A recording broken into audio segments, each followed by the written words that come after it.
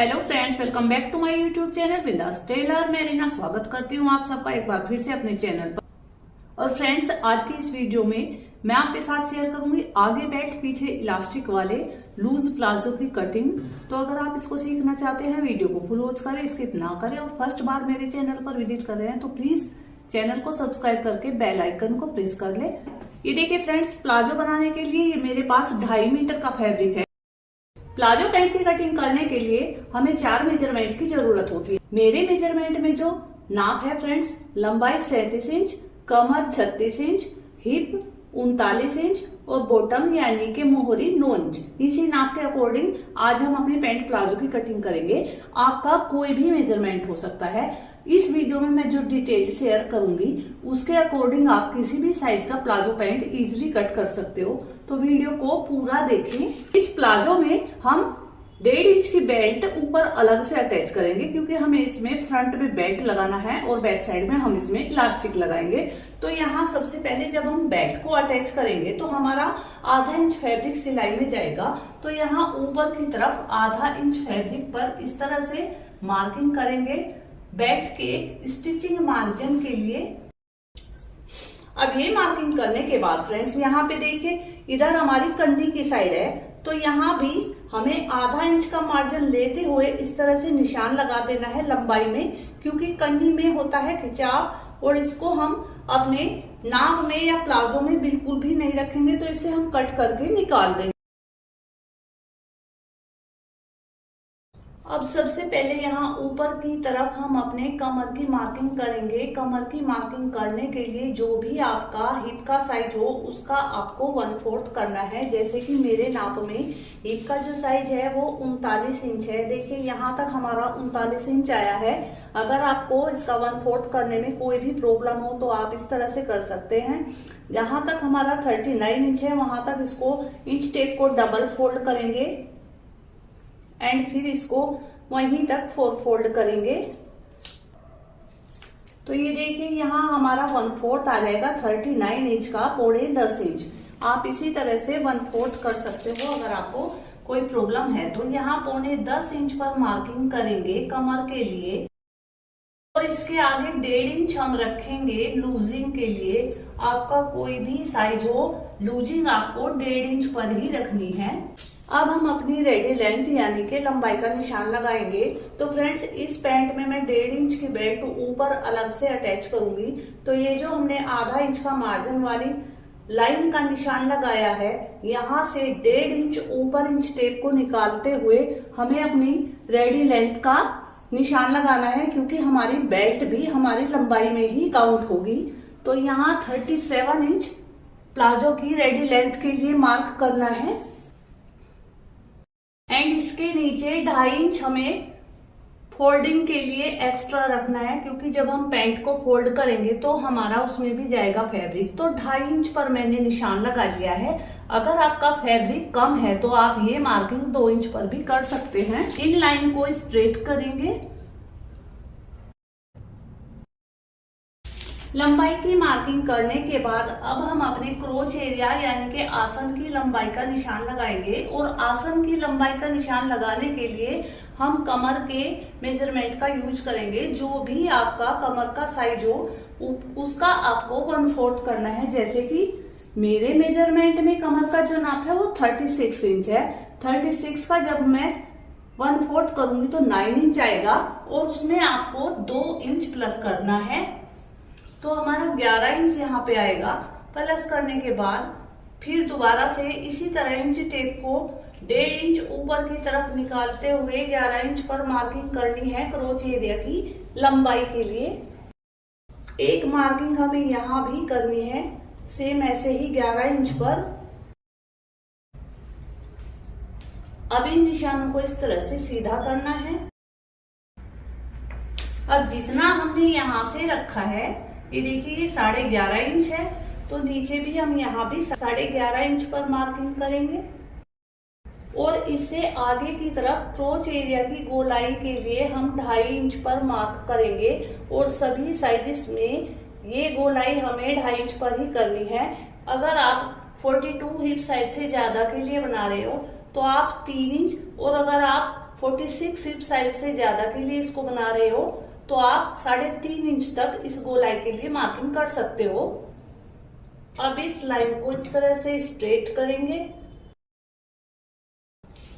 अब यहाँ से कॉर्नर से 1 इंच पर हम अपने क्रोच एरिया की गोलाई का मार्क करेंगे इस तरह से, और यहाँ पे हल्के हाथ से थोड़ी सी खड़ी शेप में हमें ये गोलाई कर देनी है।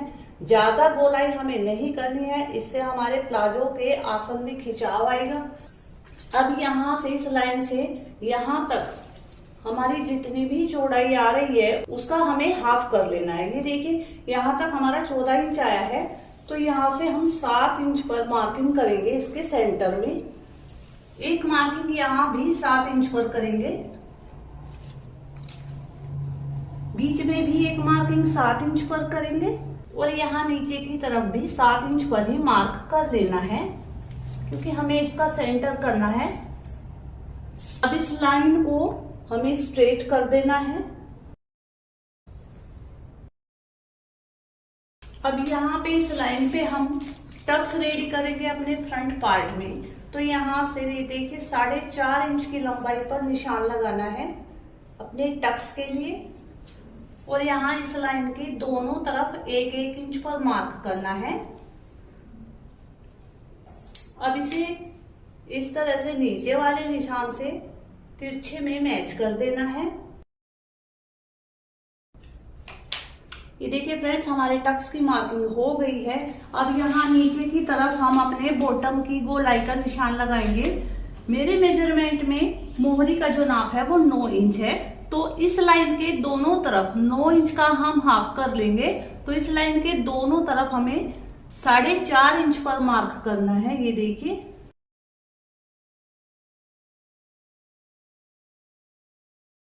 अब ये कर्व स्केल लेंगे और इस स्केल की हेल्प से यहाँ से इस तरह से रखते हुए यहाँ तक मैच करते हुए हमें मार्क कर देना है। अब इस कर्व स्केल को इस तरह से घुमा के रखेंगे एंड यहाँ भी इसी तरह से हमें निशान लगाना है। अब यहाँ ऊपर की तरफ हमारा कोना ना बने इसलिए इस तरह से रखेंगे कर्व स्केल को, और यहाँ भी हल्की सी गोलाई हम मार्क करेंगे। ये देखिए फ्रेंड्स, यहाँ फ्रंट पार्ट के आसन की तरफ हमें 1 इंच नीचे की तरफ निशान लगाना है। इस लाइन से, ये जो हमने मार्जिन वाली लाइन लगाई है, इससे 1 इंच नीचे की तरफ मार्क करेंगे और इस निशान को यहाँ तक हम तिरछे में मिला देंगे। ये मार्किंग हमने इसलिए की है क्योंकि हमारा जो पैंट का फ्रंट का आसन होता है वो छोटा होता है और बैक आसन हम थोड़ा सा बढ़ा के कट करते हैं, तो इससे हमारे पैंट की जो शेप है वो बहुत अच्छी आती है और बहुत ही अच्छा उसका फिटिंग आता है। बाद में हम इसको कट करेंगे अपने बैक पार्ट की कटिंग करने के बाद। ये देखिए फ्रेंड्स, ये हमारे फ्रंट पार्ट की मार्किंग हो गई है। अब हम इसका कटिंग करेंगे।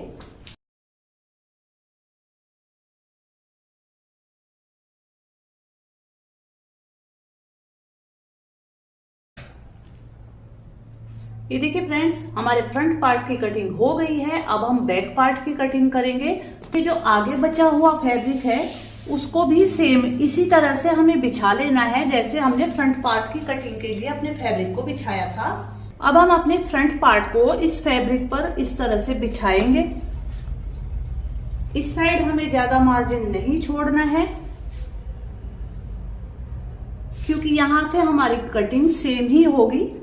यहाँ ऊपर की तरफ भी हमें 2 से 2.5 इंच फैब्रिक एक्स्ट्रा रखना है। जहां तक हमारे फ्रंट पार्ट की कटिंग है वहां पर हम मार्किंग करेंगे इस तरह से।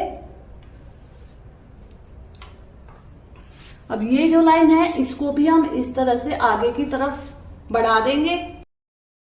अब ये देखिए फ्रेंड्स, हमने फ्रंट पार्ट में स्टिचिंग के लिए कोई भी मार्जिन इसमें एक्स्ट्रा नहीं लिया था। जो हमारी प्रॉपर नाप है उसी के अकॉर्डिंग हमने इसका कट किया था। जो भी मार्जिन होगा स्टिचिंग का वो हम बैक पार्ट में रखेंगे। तो यहाँ नीचे की तरफ जहां हमारी मोरी है यहाँ भी इस तरह से बढ़ाएंगे इन लाइंस को। ये देखिए फ्रेंड्स, अब फ्रंट पल्ले की जो हमने गोलाई दी थी वो 2.5 इंच पर दी थी। अब बैक पार्ट के लिए भी इस लाइन से आगे की तरफ 2.5 इंच पर निशान लगाएंगे अपने बैक पार्ट की गोलाई के लिए। और इस वाली लाइन को यहाँ ऊपर सीधा मिलाएंगे। अब यहाँ अपने बैक पार्ट के लिए गोलाई का निशान लगाएंगे इस तरह से। अब यहाँ आसन की तरफ हम अपने बैक पार्ट को बढ़ा के कट करेंगे। तो इस साइज में मैं 2 इंच पर ये निशान लगाऊंगी। 2 इंच बड़ा हम अपने बैक आसन को रखेंगे फ्रंट के अकॉर्डिंग। अगर आप हैवी साइज के लिए कटिंग कर रहे हो तो ये जो आपने मार्किंग करनी है ये 3 से 3.5 इंच तक भी कर सकते हो। और अगर आप किसी हल्के साइज के लिए कट कर रहे हो तो ये मार्किंग आपको 1.5 इंच पर करनी है। अब यहाँ से यहाँ तक हमें इसको तिरछे में मैच कर देना है। ये देखिए फ्रेंड्स, हमने बैक आसन के लिए 2 इंच एक्स्ट्रा लेंथ को बढ़ा दिया है। अब यहाँ नीचे मोहरी की तरफ भी हम 2 इंच पर एक्स्ट्रा मार्किंग करेंगे सिलाई मार्जिन के लिए। ये मार्किंग करने के बाद अपनी कर्व स्केल लेंगे और इसको एक बार फिर से यहाँ से मैच करते हुए नीचे तक लाइन ड्रॉ करेंगे। ये देखिए फ्रेंड्स, हमारे बैक पार्ट की भी मार्किंग कंप्लीट हो गई है। अब यहाँ से हमें बिल्कुल ऐसे ही कट करना है, कोई एक्स्ट्रा मार्जिन नहीं रखना है। जो भी मार्जिन रखा है हमने इस तरफ रखा है। अब हम कटिंग करेंगे इसका।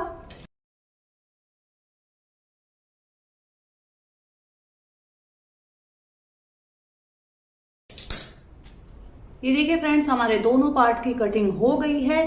अब हम अपने प्लाजो के लिए पॉकेट की कटिंग करेंगे। पॉकेट की कटिंग करने के लिए साइड से बचा हुआ जो फैब्रिक है उसको हमने ले लेना है। ये डबल फोल्ड में फैब्रिक है। ओपन पार्ट मेरी तरफ है एंड फोल्डेड साइड इस तरफ है। अब यहाँ से इसको स्ट्रेट करेंगे पहले।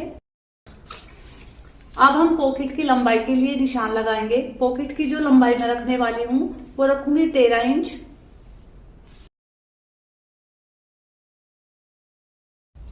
यहाँ ऊपर की तरफ से पॉकेट की चौड़ाई में रखूंगी 5.5 इंच या 5.25 इंच तक भी आप रख सकते हो।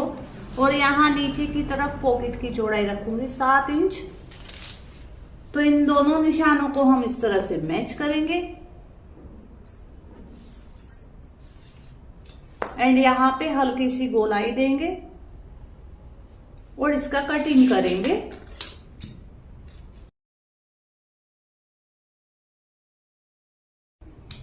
यहाँ पे सेंटर कट लगाएंगे। ये देखिए फ्रेंड्स, हमारी पॉकेट की कटिंग भी हो गई है। अब ये जो फैब्रिक हमारे पास बचा है ना फ्रेंड्स, इससे हम अपने प्लाजो के लिए बेल्ट की कटिंग करेंगे। 1.5 इंच की बेल्ट रेडी करने के लिए 4 इंच चौड़ी हमें फैब्रिक पट्टी की कटिंग करनी होती है। और लेंथ में हमें जितना हमारे दोनों पैनल्स को फ्रंट एंड बैक दोनों के जब हम आसन जोड़ लेते हैं, जो भी हमारी लंबाई आती है, लंबाई हम उसी हिसाब से कट करते हैं। तो फ्रेंड्स, आपको आज की वीडियो कैसी लगी? आई होप कि अच्छी लगी। वीडियो अगर अच्छी लगे तो लाइक शेयर और कमेंट्स करें। और फर्स्ट बार चैनल पर विजिट कर रहे हैं तो प्लीज चैनल को सब्सक्राइब करें। वीडियो देखने के लिए धन्यवाद। मिलते हैं एक नई वीडियो के साथ।